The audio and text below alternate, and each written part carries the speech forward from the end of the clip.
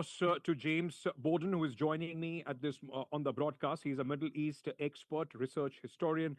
We also have Sarah Clare, foreign policy expert, adjunct professor, and Bernardino Valley College in California. And Adam Scott Bellows, CEO of the Israel Innovation Fund, former IDF, member. Very quickly, let me start with you, Mr. Bowden. This whole 10-day pause with the kind of hostilities that we are seeing between both the sides. In fact, I'm coming to you live from at one of the sites where today a projectile caused significant damage here in Israel. Is it just a pause, a strategic pause, or do you actually see serious efforts being in fact done behind the curtains for an off-ramp? There are no indications that there is an off-ramp being sought.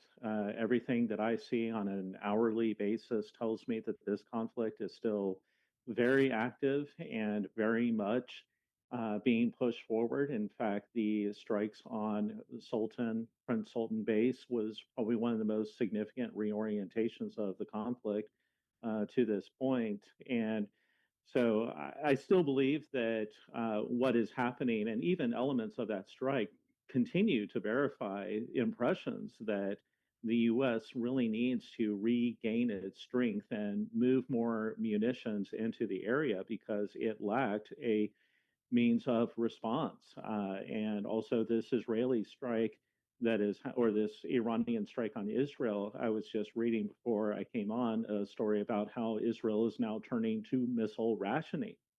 And they're having to make greater choices as to how many missiles they will strike and when. And so we're definitely not at an end point.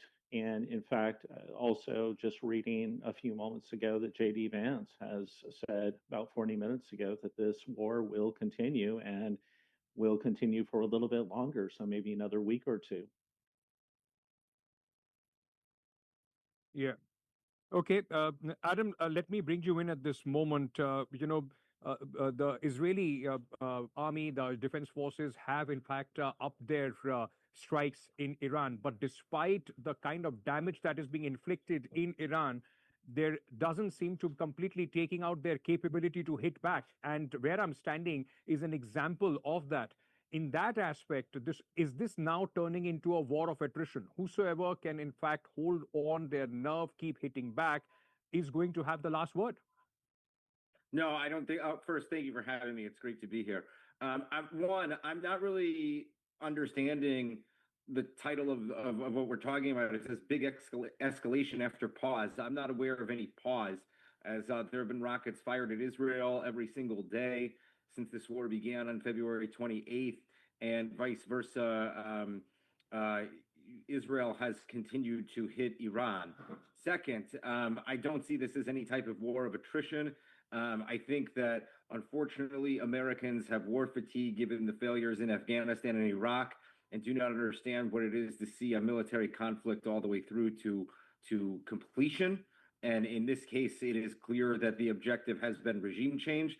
It's also been reported that Saudi Crown Prince MBS has been on the phone almost daily with Donald Trump, explaining that this is a historic moment to remake the Middle East, and is also pushing for a completion of the war, which would result in regime change. In terms of attrition, again, I do not think in any way, shape, or form you can call this a war of attrition.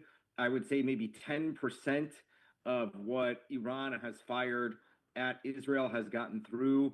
Maybe 5% of that or less has hit any target whatsoever.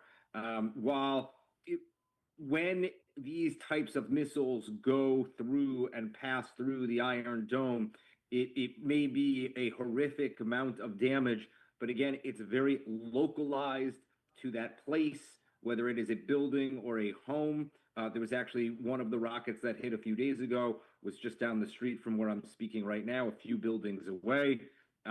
Our building shook, but again, it was localized to that specific building. Okay. Sarah, if I can get you in, on this. Does it mean that there is now, point of difference, some sort of difference in opinion on how and what shape is this operation going to take from here between America and Israel?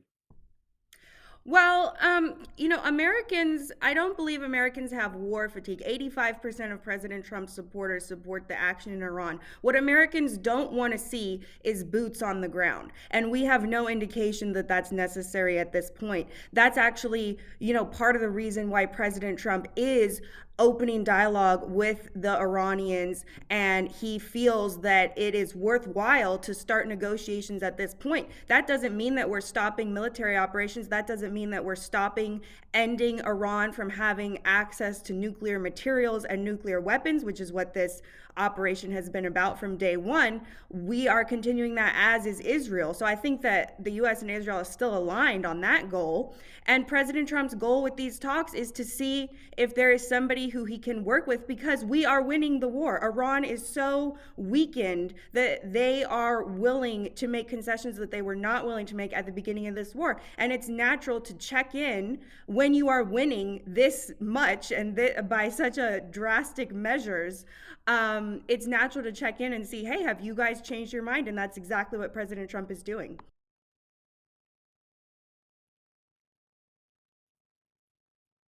But James, let me ask you this: if that is the case, and if Iranians have been weakened so much, the objective at the beginning of the war was for a regime change. It's been 1 month of this war. The regime change, it doesn't seem to be coming around anytime soon, or at least at this moment. They have held on for 1 month. They are still hitting back.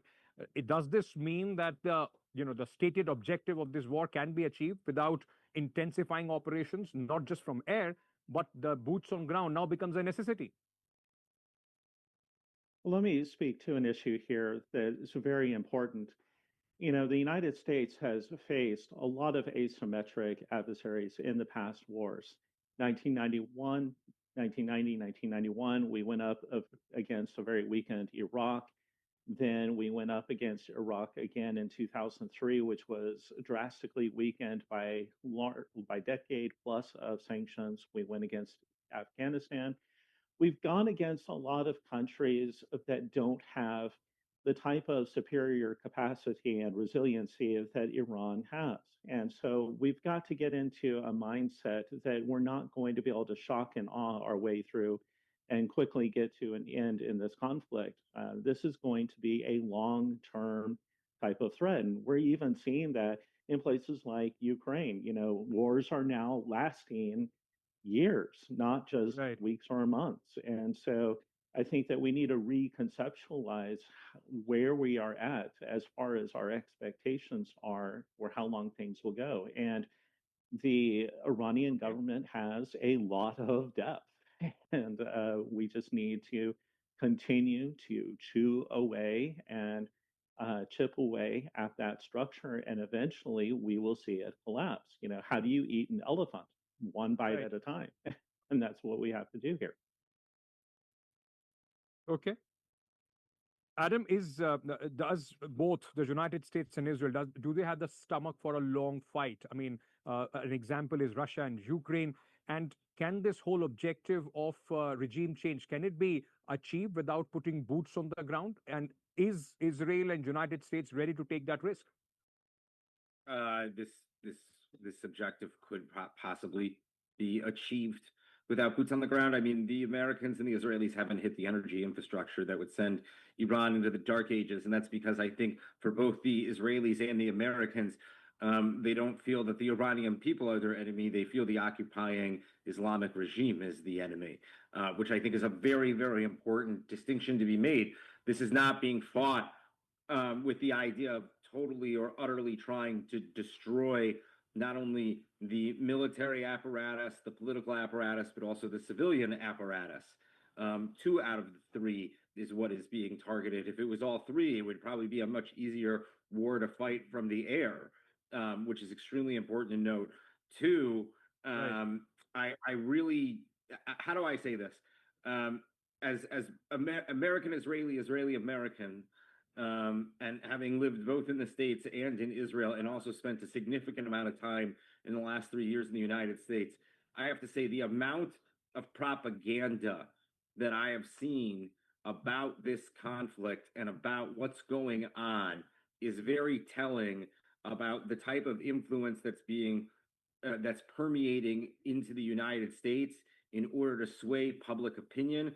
A new study was just released, or an announcement was just released, that they found that Turkey has spent a significant amount of money on the podcast space, which is one of the largest funders of the Muslim Brotherhood. Right. I think it's very, very clear that many Americans do not understand the actual real threat that Iran plays in daily American life, and how Israel has been at the forefront protecting those American lives. All right, we'll leave it there. I mean, this is, as I said, a developing situation. Every day brings a very different kind of challenge, a very different, in fact, twist and turn as far as this war is concerned. Remember, it's entering its 30th day. That will complete a month, a fifth week of continuous bombardment, hostilities, which continue